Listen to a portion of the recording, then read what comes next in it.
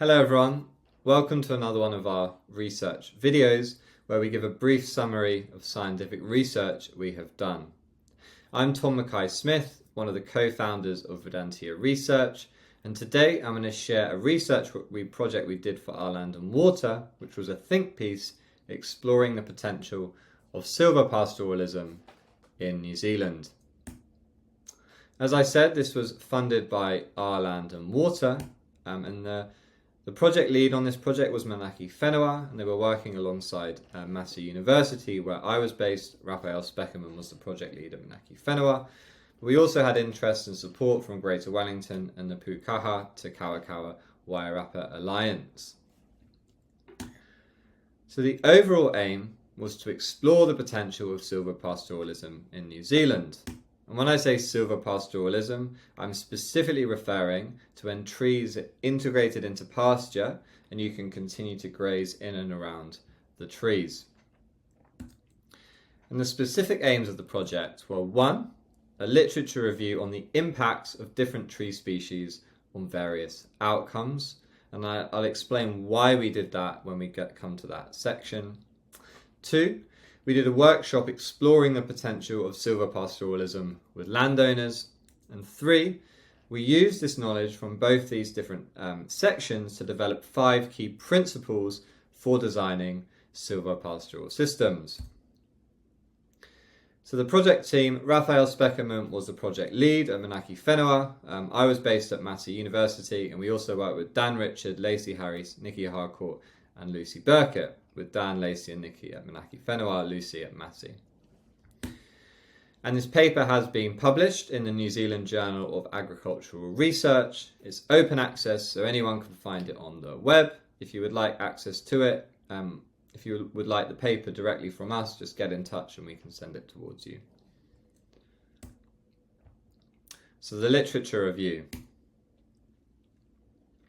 So the aim of the literature review was to kind of ask, what tree characteristics should we pick for silvopastoral systems, and are different characteristics beneficial for different silvopasture outcomes for pasture production, shade, soil erosion. So if we can open up the tree options available for planting in silvopastoral systems, the question then is, what trees should we plant and what tree characteristics are important? So that was kind of what this was trying to understand.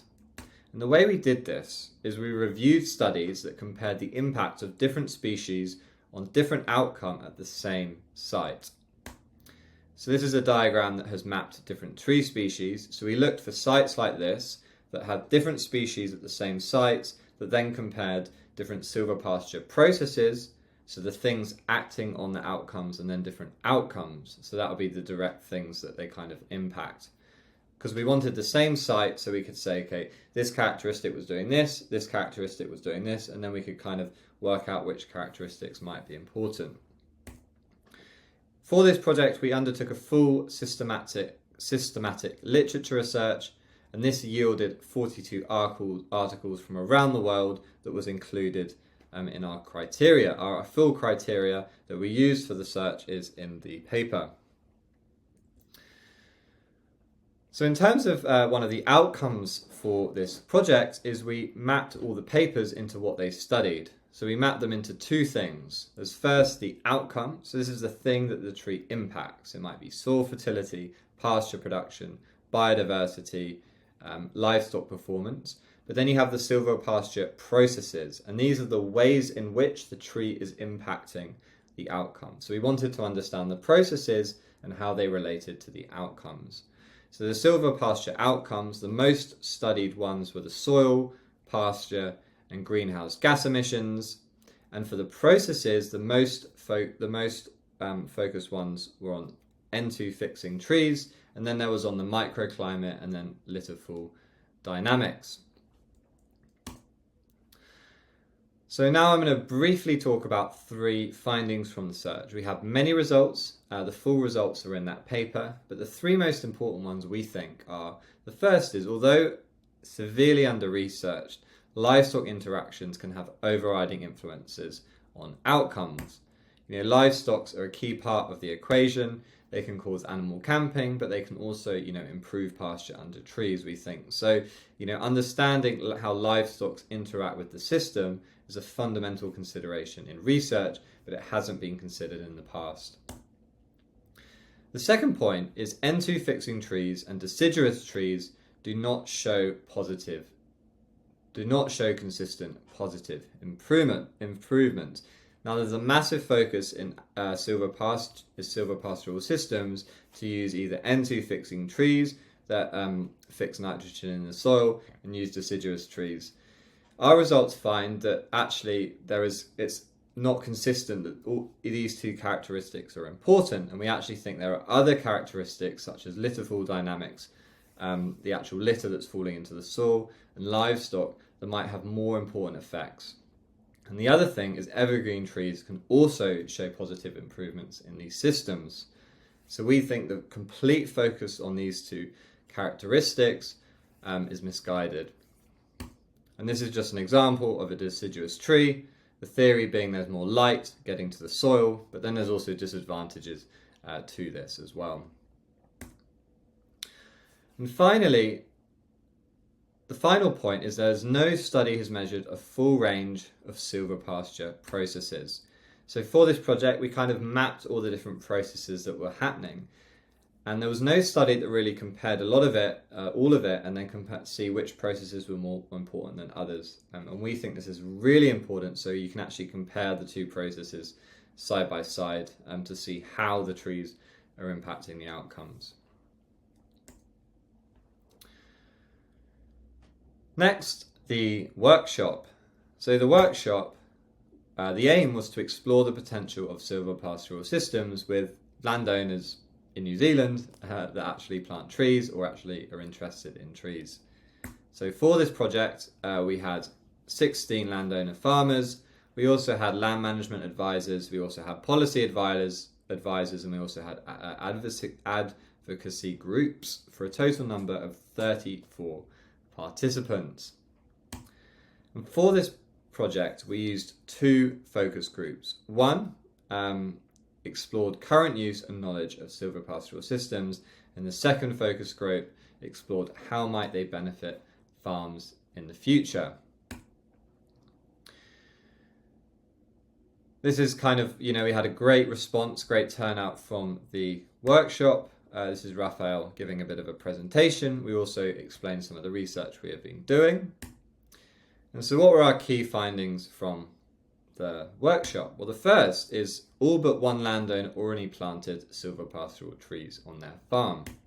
And a large variety of trees were planted, obviously poplar and willow, but also many other species. And so obviously there's likely a bias in these results because people turning up to these events are likely more interested in trees. But we think it's also pretty cool because there's a large interest in planting trees. People want to plant trees. So that was a really interesting finding from this work. Secondly, this is kind of the benefits that we found landowners talk about and also the limitations they found. So the key benefits that were discussed was for soil erosion, for shade and shelter and carbon credits. So nothing new there, kind of what we expected. And the limitations, again, the biggest limitation was protection of the trees against pests, to survival of the trees, cost of the planting. And again, that's kind of what we kind of expected, but that we've really taken that, and that's what we're trying to help with Vedantia, with the tree guards, who kind of improve some of these mechanisms. Another key thing that was talked about is the ETS criteria. That came up a lot in terms of, the rules, how difficult it is, and how you need to kind of abide by them to get the trees in, and kind of a lot of frustration related to that.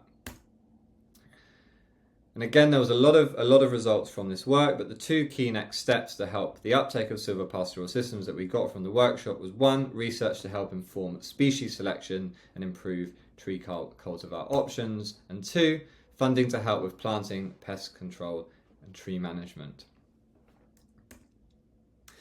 Now finally, we kind of took all this work and we distilled it all into 5 principles that we think are key for silvopasture design. Now, the first is that silvopastoral systems are complex and they require holistic management. So as we discussed earlier, there's all these ecological processes that are happening in the system, how the tree interacts with the pasture, with the livestock, with the soil, and how these all feed back with each other. But these systems are also inherently social, It's farmers who want to plant them, that, you need to pay for these systems. How are you going to protect the seedlings? How does it stack up in terms of the business? And these are all the social aspects. And these systems, this is one reason why I find them so interesting, because they're a complex interaction between the social, the human, and also the ecological. And really bringing those two things together is important when we're designing these systems, and it definitely requires holistic management. 2, the views, values, experiences of local people are deeply connected to silvopastoral system design. This is again why we did the workshop, and it's obviously fundamental to think about why people want the trees, what outcomes they care about, what's the purpose of planting, and how can we design these things to help people achieve what they want to achieve with their land and what they care about. So heterogeneity requires locally specific decisions. This is basically saying that places within the country and also between different farms and also within farms vary dramatically, and we have to design these systems depending on where they're being placed. So decisions about their design have to be locally specific. 4th, understanding of ecological processes must underpin all management decisions. So we think there needs to be a big focus on the ecological processes, so we really understand the drivers of why different trees have positive impacts, different trees have negative impacts, and also what spatial design benefits the outcomes. And we really just think the research into the ecological processes is fundamental, the science that really drives management decisions. It takes a lot of the guesswork out of why we're planting, where we're planting, and what we're planting.